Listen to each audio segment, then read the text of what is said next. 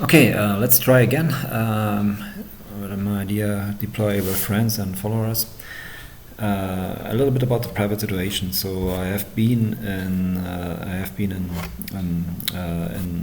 to the consulate, and it's still the same problem. So they don't issue the new passport. So this makes it a little bit troublesome for me because they simply don't do it and do delay it immensely.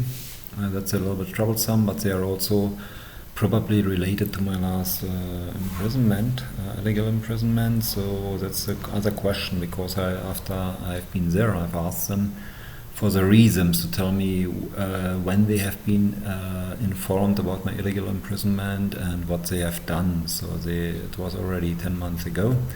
And they told me that they will write me an email. They don't know it, so they have to be informed by the superiors from the embassy and by the Ministry for Foreign Affairs.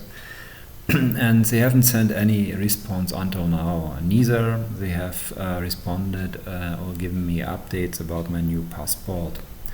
So that's the situation I'm in, because without a passport I can't do many things or anything.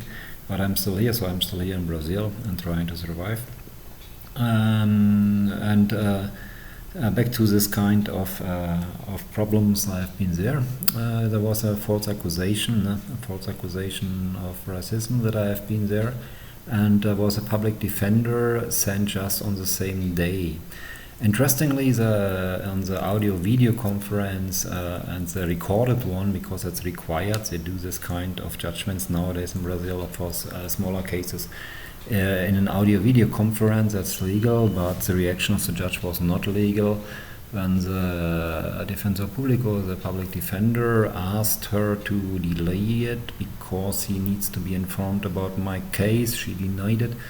And what is usually his right, and his right to demand it to be informed before being responsible for any case.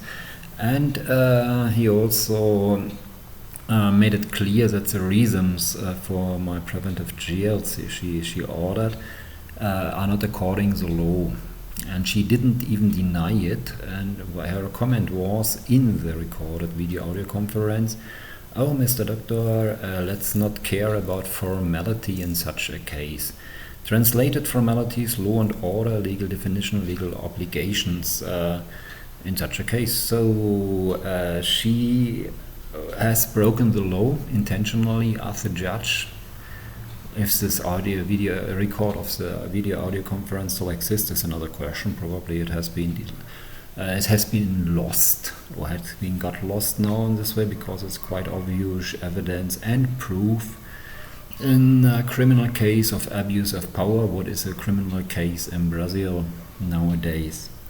So I have been there in a hardcore jail, and close to São Luís and Pedrinhas. They put me there, and they have different cells. So they have also cells for different gangs. They have different crimes, and so in case they would have considered me really a racist, they would have sent me to the racist cell, what existed in jail as well.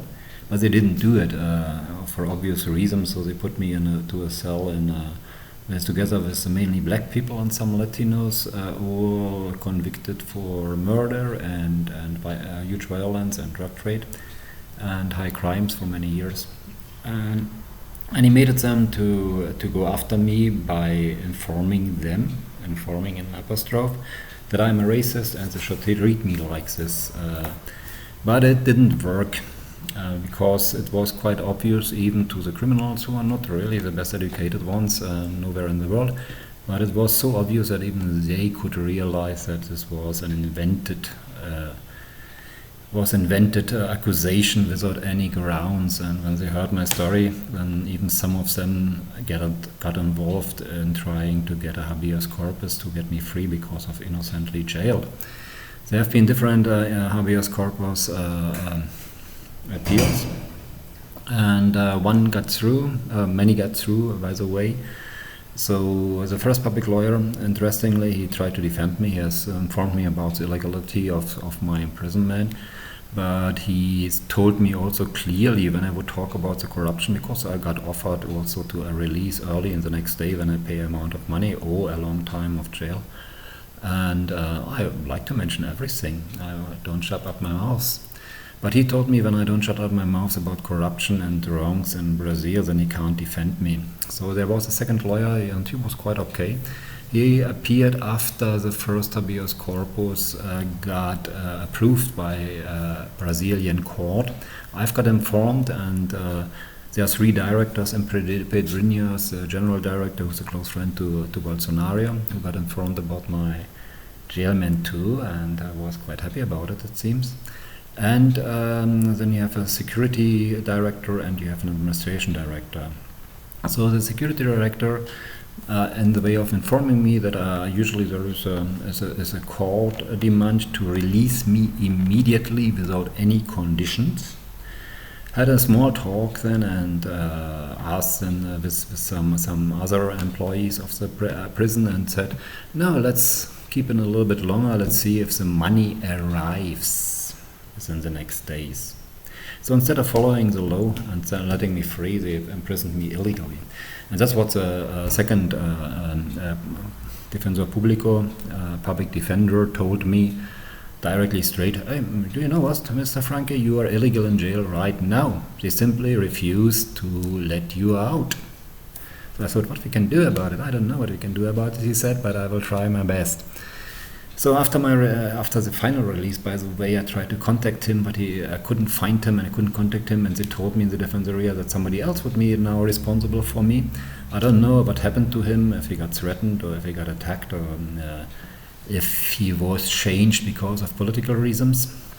I don't know about it. I couldn't find him anymore, even after the release. And the new one didn't want to talk to me.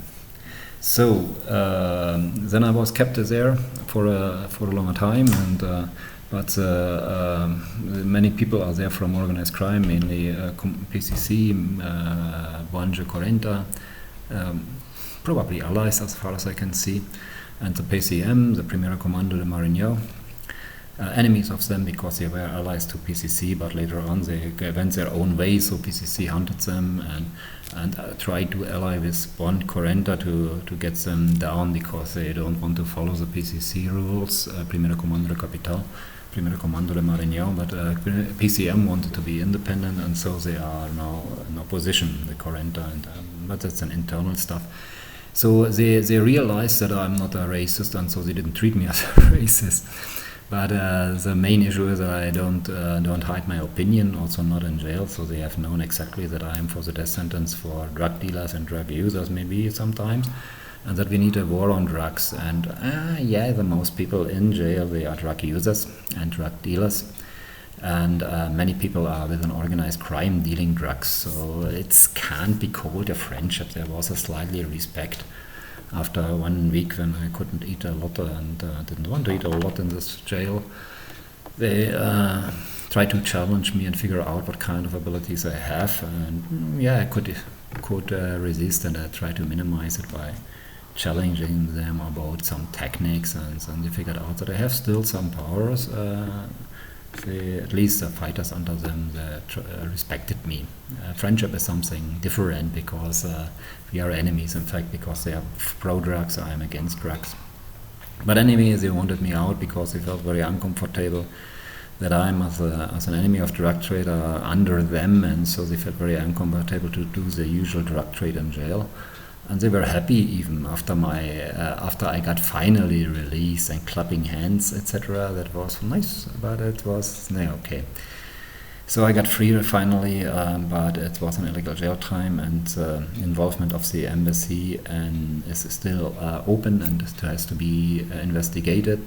Clear is that the embassy has been informed. Clear is and has not reacted in my illegal jail time, and that the consulate of Fortaleza is probably involved in crimes. He himself is probably corrupt because he he said that he needs a flight and he would appreciate that I pay the flight to my jail.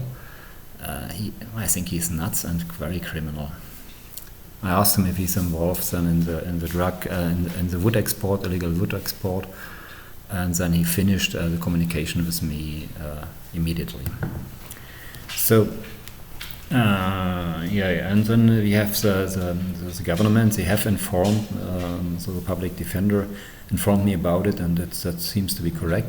They have been informed also. They have informed also the Ministry of Foreign Affairs, what means that Bolsonaro was probably informed, and the government of Bolsonaro and the general director of the prison is a close friend of Bolsonaro, by the way. So it's highly possible that Bolsonaro was directly informed about my illegal prison time, and maybe he even demanded it because I investigate him as a leader of the criminal militia mafia in Brazil, and I will continue this investigation. And when the evidence gets to a proof, then he may belong to Guantanamo. Okay, that's to my private situation. I'm not really in the best mood and best shape, so I have recovered after my jail time even, and got back to my training, but after getting some free food from somewhere, I got immediately sick and a high fever, and couldn't, after my training I even was close to faint. I'm over it, but I still have some cough problems and still feel weak and without any energy.